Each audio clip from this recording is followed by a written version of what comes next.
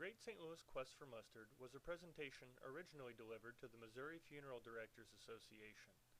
The objective of the presentation was to evaluate how decisions that go into everyday purchases, such as mustard, can be evaluated and applied to business models within the aftercare industry. My name is Terry Swally, and I am Director of Marketing and Communications with Kaplan Enterprises. Along with my responsibilities at Kaplan, Amanda and I have 5 wonderful kids. Now with 5 children, it is needless to say I spend a lot of time at home, and most meals are homemade. Luckily for me, I love to grill, especially in the spring and summer. In recent preparations of bratwurst and hot dogs on the grill, I came to find out that we were out of mustard, what I view as a necessary condiment. Thus began the Great St. Louis Mustard Quest. Right in the area of my home, I had several options to seek out mustard. Within just a few miles, there were 7 different places I could find what I was looking for. Driving along, I chose to go to Schnucks, a local grocery store chain. I saw the sign, pulled into the parking lot, and walked into the Schnucks entrance. Upon walking in, I identified the correct aisle with the hanging sign labeled condiments and arrived to find 50 different mustard choices. 5 different shelves offered varieties from jalapeno to hickory, and even a Jack Daniels variety, which I may have selected had it had enough Jack Daniels in it. After looking at the varieties suited to my taste, I narrowed it down to Emeril's New York Deli Style, which was a special buy at 2 for $5, and the award-winning Silver Spring Beer and Brat Mustard.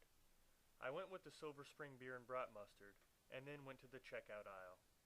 While in line, I also picked out some chewing gum for the inevitable horseradish breath that would follow, and candy for the kids, completing my quest for mustard. This exercise may seem silly, but let's begin our initial evaluation of a relatively common purchase. There were 2 components, customer participation and business participation. As a customer, I had an event that caused a need. In this case, my need was mustard. I then identified my preferred place of business, a locally based chain called Schnucks. The other places did not go away. I simply exercised a choice based on preference and convenience. I then identified a preferred product type. I chose mustard. I could have chosen ketchup, mayonnaise, barbecue sauce. They were all available and in the same general area, but my preferred product type was mustard. I then selected a specific product based on price, characteristics, and personal taste. In this case, it was the Silver Spring Beer and Brat Horseradish Mustard. Now let's look at the business provider participation in this particular interaction. First, Schnucks established an identity and a relationship prior to my need for mustard ever arising. As far as grocery stores, Schnucks is known as St. Louis's friendliest stores in town. I know this tagline because of their comprehensive advertising. For myself, when I check my local news online, I see a Schnucks ad right there on another website. For Amanda, she gets the advertising flyers that come with the Sunday coupons. So they have established themselves as an expert in the realm of grocery stores in St. Louis. Then Schnucks provided direction to a place of purchase. When I was in my car, I knew where to go based on the big sign that was in their parking lot that rose above the tree line and said Schnucks, clear as day. Then when I arrived in the parking lot, the building was clearly marked Schnucks, and I went into the entrance so I could make my purchase.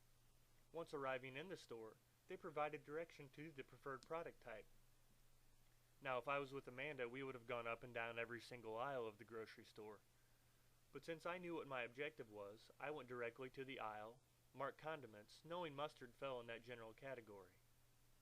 Then it came down to the display and presentation of products. Now I'm no expert in this field, but I would guess that it was based on both price and profit margin. From a young age, we're taught to look left to right, top to bottom.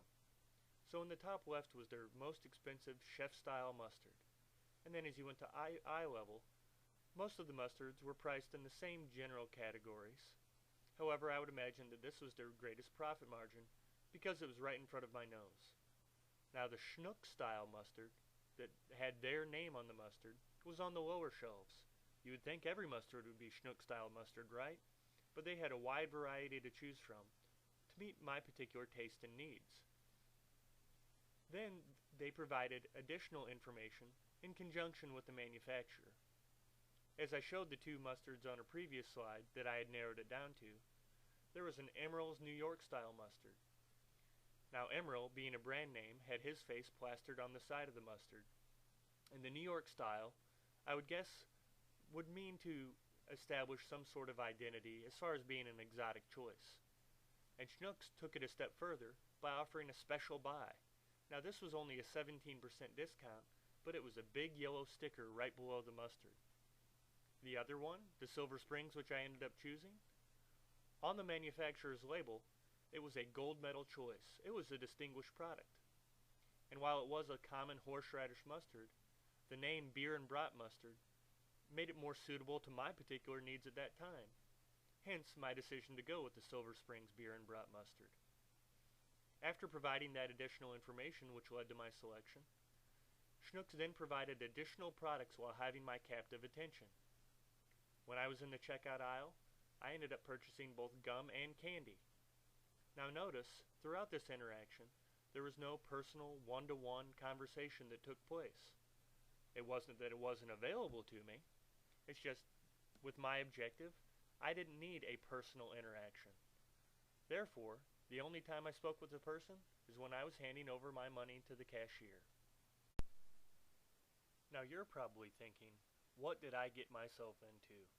This guy's been talking about mustard for 7 minutes. Well, what if the customer's needs change? It's not that far-fetched. We have changing needs every day. So let's change the parameters. Well, what if the event that I had that caused a need was a death in my immediate family? And what if I identified my preferred place of business as your funeral home or your competitor's funeral home? And what if I had already identified my preferred service type as cremation? And then, based on the options you had available, what if I had selected a specific service based on price, characteristics, and personal taste? Very similar to the needs that I had while selecting mustard. So now that needs have changed, let's look at how your business is participating in the cremation aftercare industry using the same criteria that we applied to my experience with the Schnucks grocery store. First, how are you establishing your identity and relationship with your customer? How are you advertising your cremation services? Are you advertising your cremation services? The simple analogy that I have in front of you is just looking at signage. Both of these funeral homes offer cremation, but you would only know that one of them does based on their signage. Now apply that same simple analogy to your website. How much of your website is dedicated to providing knowledge on both a traditional funeral service and a cremation services, so should they choose cremation? Then, how are you establishing your business as a source of authority? Is it through organizational involvement? Is it publishing educational articles? Is it as simple as a tagline on your website stating years in business or generations that have engaged in the business? All of these can establish your business as a source of authority, but how well are you communicating that? And then, how are you engaging your greater community? Are you relying on personal relationships? Or are you also using social media to engage your greater community so that you don't have to rely on you being in front of them, but they can obtain that knowledge through other outlets? If you've established a relationship, you have the opportunity to earn business. But how are people arriving to you? In my previous example, I arrived to Schnucks by driving my car there, and there was a sign on the side of the road that led me to their parking lot. But what vehicle are families using to get to you? So, are people driving by, like in the signage example I just used?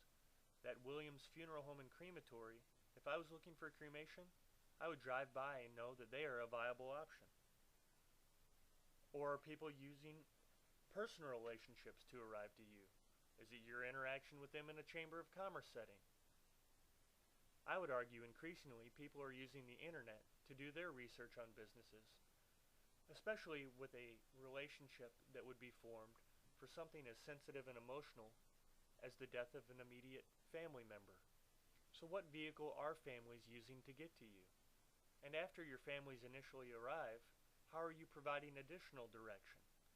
And what I mean by that is if they're using the internet, is your website comprehensive enough to guide them through so they can relate to the material you're providing? And if not your website, your marketing collateral, be it a brochure that they may pick up at the Chamber of Commerce, or an advertisement they may see in the paper. And if it's in person, how well is each member of your staff trained to guide them to the correct resources so they know where to seek that additional direction? After arriving at the decision to utilize your services, how are you providing additional direction to their preferred service type? And this is where I'll get more into cremation. So if one of your families has chosen cremation, how are they obtaining information on that service? Are you relying on an in-person meeting where they come to you and discuss this with them? That may be the common practice. However, what if they're pre-qualifying you based on your website or marketing collateral? Are either of those comprehensive enough to deliver a full idea of your services and the necessary information to where they are not disqualifying you because of information that you've omitted? And what methods of guidance are you providing? So upon selection of cremation, are you simply racing to the bottom? You know, a common thing that I hear from funeral directors is if someone's selecting cremation, it's purely cost-driven. Well, with that attitude, they're never giving themselves the opportunity to capture additional revenue. An example is, having a viewing and service helps to complete the grieving process. You're engaging in conversation, listening to what the customer is telling you with respect to the cremation. But this input is also allowing you the opportunity to capture additional revenue by providing that service. And then evaluate how you are meeting their needs with memorial products. Well, if you do choose a direct cremation, you may choose to scatter the ashes. And this particular urn can also provide a lasting memorial as a vase. You're listening to the customer's need in that circumstance and allowing yourself the opportunity to capture that revenue. You are providing that customer with direction to a preferred service and giving yourself additional opportunities along the way.